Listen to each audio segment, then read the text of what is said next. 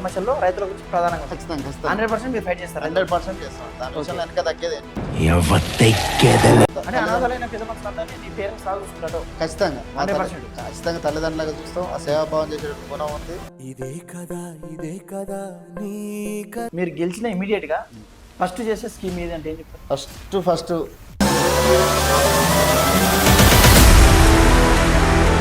శిరీష గారు గ్రంథాలయం ఏర్పాటు చేయాలని మీ మేనిఫెస్టో ఉంది కదా, ఎందుకు ఆ ఉద్దేశం వచ్చింది మీకు?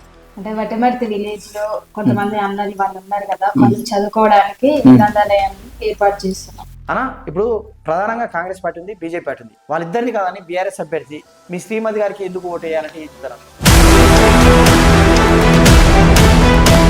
కొంతమంది క్యాస్ట్ యూజ్ చేసుకుంటారు, కొంతమంది క్యాష్ యూజ్ చేసుకుంటారు.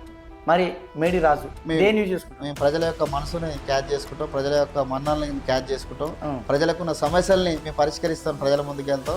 డెఫినెట్ గా విజయాన్ని ప్రజలకు అంకితం చేస్తాం. ఎప్పుడున్నా కూడా ప్రజా సేవ చేయడానికి ఉందాం. వీళ్ళు పక్క హామీలు అభివృద్ధి చేస్తారు, ఇంప్లిమెంట్ చేస్తారని రాజును ఈ ఒట్టిపర్తి గ్రామ ప్రజలు ఎట్లా నమ్మాలి? సో నేను అందుకోసం చెప్తున్నాను కదా, డెఫినెట్ గా చేయకుండా కూడా మళ్ళీ మా ఛానల్ వచ్చి క్వశ్చన్ చేస్తాం. ఖచ్చితంగా మీరు చేయండి.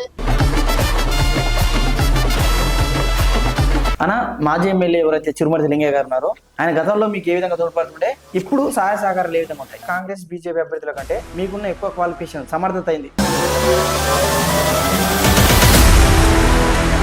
నా కారు కొనడం కానీ బంగారాలు కట్టడం కానీ నాకు ఎటువంటి ఆశ లేదు.